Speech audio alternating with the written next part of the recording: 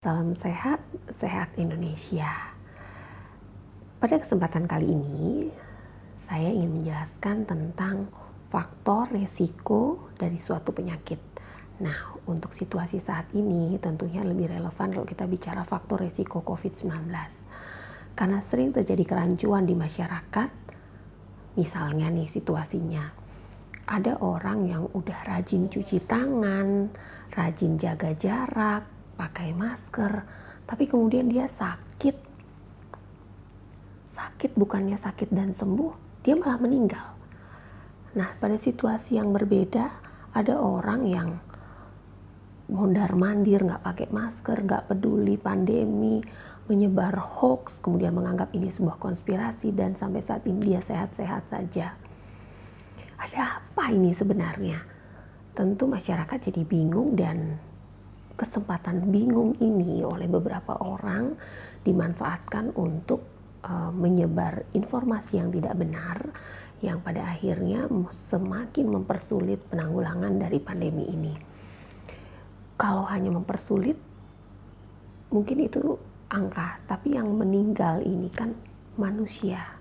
Bukan hanya sekedar angka, tetapi itu adalah ayah dari anak-anak, suami atau istri dari seseorang, ibu, anak. Jadi ketika kita membayangkan angka-angka itu setiap hari dan ada peningkatan kasus, tentu kita sebagai manusia yang memiliki pikiran, perasaan, tentu ada keinginan untuk bisa ambil peran dalam mengendalikan pandemi ini. Nah, jadi mungkin untuk lebih memudahkan gambarannya seperti ini. Kalau penyebab dari penyakit AIDS itu pasti virus HIV. Nggak mungkin virus SARS-CoV-2 menyebabkan HIV. Itu udah pasti gitu ya. Nah, kemudian COVID-19 itu udah pasti disebabkan oleh virus SARS-CoV-2 kan gitu. Dengan berbagai variannya. Tapi faktor resiko, nah kalau ketika kita bicara faktor resiko, mungkin lebih mudah ketika kita melihat sebuah gambaran.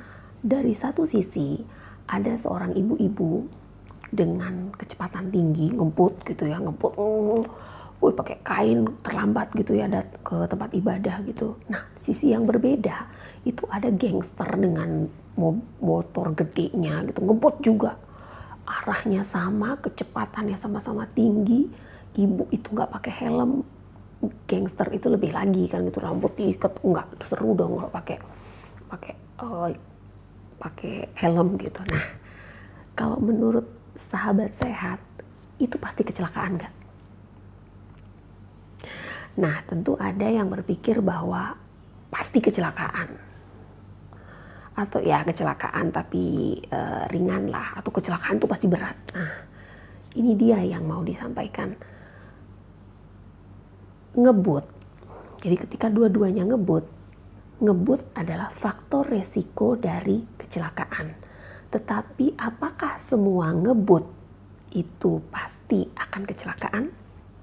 Tentu tidak, karena jangan salah, ibu-ibu itu ahli banget naik motor. Kemudian udah sering, jadi itu dia udah sering ngebut-kebutan. Jadi ketika dia lihat gangster, dia langsung ngerem. Jadi dia ngebut dan akhirnya bisa menghindari kecelakaan. Gangster itu juga nggak salah, nggak mau kalah. Jadi dia langsung ambil haluan. Jadi kalau dia tuh dari kiri, ibu itu di sebelah kiri, dia langsung ke kanan gitu. Jadi dia bisa menghindari kecelakaan. Kemudian motornya dalam kondisi bagus dan situasi jalan raya waktu itu sepi. Nah, kita lihat di sini kan begitu banyak faktor yang menyebabkan terjadinya kecelakaan, dan ngebut adalah salah satu faktor resiko. Apa yang kita lakukan untuk menghindari kecelakaan? Mungkin dari faktor diri, kita perlengkapi diri dengan surat izin mengemudi. Dengan begitu kita punya pengetahuan yang cukup tentang jalan raya. Kemudian kalau dari sisi kendaraan, kita lakukan pemeliharaan rutin supaya kendaraan kita benar-benar siap dan mampu melindungi kita di jalan raya. Kemudian pilihan jalan juga, kita tentu tidak ingin berada di jalan yang macet atau yang lengang atau yang tergantung pilihan kita. Jadi itu semua mempengaruhi terjadinya kecelakaan. Begitu juga dengan COVID-19, sahabat sehat. Jadi untuk terjadinya penyakit, dan itu sudah diketahui sejak lama, dari ada segitiga epidemiologi konsep sehat sakit.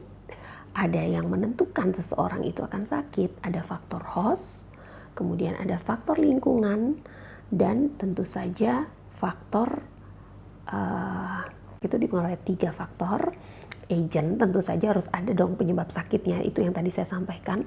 Jadi kalau udah ada virus SARS-CoV itu belum tentu bakal sakit, tapi harus ada didukung oleh faktor yang lain, yaitu tadi agent, kemudian ada faktor hostnya sendiri, yaitu tempat dia berkembang dari agent ini, bisa binatang, bisa manusia, kemudian environment, lingkungannya.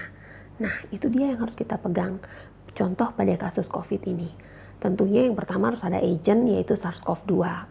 Kemudian faktor host. Faktor host itu diantaranya bagaimana respon imunitas kita, daya tahan tubuh kita, itu baru salah satunya ya.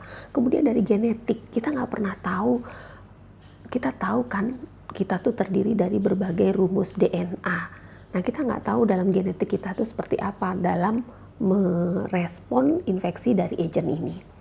Kemudian di sisi lingkungan itu ada termasuk paparan sinar matahari, kemudian apakah kita lebih sering berada di dalam lingkungan tertutup, ber-AC, tidak pernah dibersihkan AC-nya, seperti itu. Jadi ketiga hal ini saling mendukung, baru seseorang itu sakit dan akan menentukan tingkat keparahannya. Mudah-mudahan sampai di sini sahabat sehat sudah bisa paham ya, bahwa yang kita lakukan, nah kaitannya dengan 3 itu, kita akan ingat dengan penanganan pandemi ini yang selalu digaungkan oleh pemerintah, Swiss cheese model.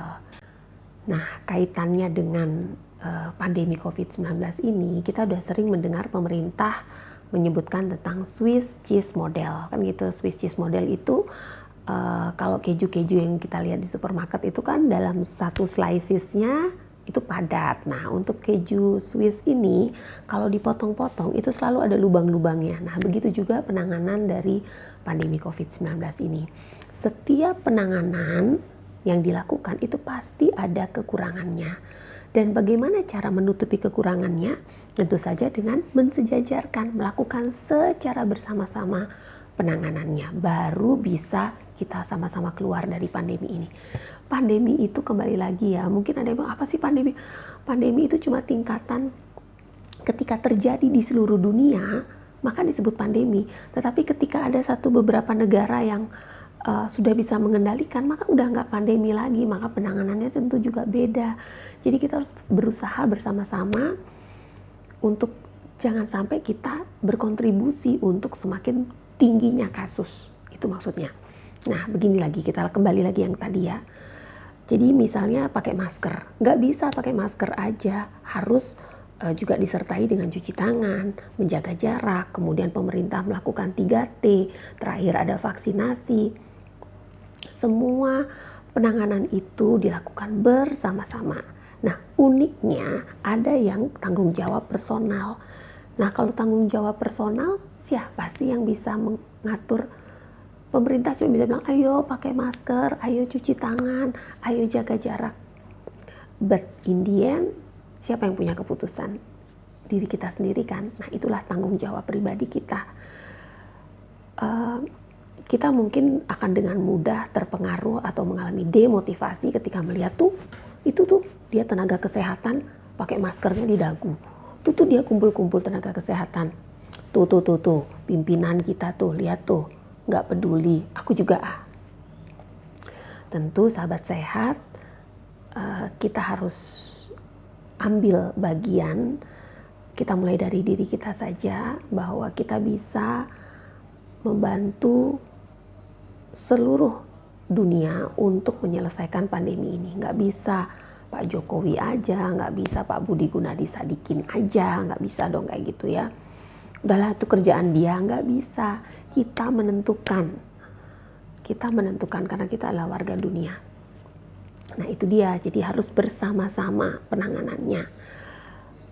Apa yang kita lakukan dengan menggunakan masker, mencuci tangan, itu tidak lain dan tidak bukan adalah untuk menurunkan risiko penularan dan penyebaran dari COVID-19 ini. Menurunkan risiko. Apakah dengan kita pakai masker? Pasti tidak, tapi setidaknya kita sudah berusaha. Itu persis pertanyaannya seperti kita udah nggak ngerokok. Apakah ketika saya tidak merokok saya nggak akan kena kanker paru? Jadi kita namanya berusaha menurunkan risiko, kita berusaha, dan sebagai makhluk yang beragama kita juga berdoa. Nah, hasilnya baru kita berserah. Itu beda ya, berserah sama pasrah. Jadi pada kesempatan kali ini saya juga ingin mengajak sahabat sehat untuk sama-sama kita berserah, bukan pasrah. Karena kalau pasrah itu akhirnya terjadi abai. Kita kan udah berdamai. Berdamai bukan berarti abai, apalagi santai, dan menganggap semua penanganan itu hanyalah penanganan yang alay. Please ya, tolong ya, jangan ya. Nah, jadi kita harus berdoa, berusaha. Berdoanya gimana? Bukan dengan menabrak semua ini. Saya percayakan hidup saya pada Tuhan. No, Tuhan sudah kasih kita pikiran, perasaan. So, gunakan itu untuk membantu penanganan ini. Berdoa dengan cara aman, lakukan segala hal untuk menurunkan risiko penularan. Apapun, Tuhan kan intinya, agama itu kan hubungan antara manusia dengan Tuhan. Manusia itu adalah makhluk yang sangat adaptif. Kita sudah terbukti beratus juta tahun yang lalu nenek moyang kita membuktikan bahwa kita mampu beradaptasi. Misalnya salah satu contoh kasus di Bali deh. Dulu wanitanya kan pakai bajunya di bawah. Karena menganggap bahwa kalau saya menutup dada itu artinya saya nggak jujur. Nah, itu pun bisa diubah kan pemahaman seperti itu. Akhirnya sekarang semua wanita menutup dadanya, wanita Bali terutama ya. Kalau kita lihat foto-foto orang Bali dulu kan terbuka dadanya. Nah, itu bisa beradaptasi. Kita pasti bisa beradaptasi. Kita jangan sampai kalah dengan virus. Virus itu nalurinya adalah bermutasi. Virus aja bisa bermutasi, masa manusia nggak bisa beradaptasi? Jadi mari kita beradaptasi, berkolaborasi, nggak ada frustasi ya, nggak ada frustasi, tapi kita harus berusaha sehingga tidak ada lagi teman, saudara, kerabat, anak, cucu, atau siapapun itu yang terseleksi. Jadi kejam sekali ketika kita menganggap bahwa itu udah nasib, sementara kita tidak melakukan pencegahan, tidak mengambil tanggung jawab pribadi kita, dan menyerahkan bahwa itu sudah takdir. Oke, itu takdir, tapi ketika sahabat sehat sudah berusaha. Jadi yuk, mari kita sama-sama berusaha. Yakin jika semua orang berusaha melakukan segala cara untuk menurunkan risiko penularan, seperti tadi saya sampaikan, mulai dari berdoa, berusaha. Berusahanya apa? Menerapkan germas tentunya, gerakan masyarakat hidup sehat dengan cerdik. Nah, mungkin pada kesempatan yang berbeda saya akan menjelaskan tentang cerdik. Tapi kali ini saya buat sahabat sehat penasaran tentang cerdik. Mungkin kalau browsing di website Kemenkes itu udah sering sekali digaungkan. Kita manusia harus cerdik. Itu ya. Demikian, semoga bermanfaat. Sampai jumpa pada bincang atau apa ya, saya belum ketemu tuh nama acara ini. Ya didengerin aja deh, semoga bermanfaat. Sampai jumpa. Salam sehat, sehat Indonesia.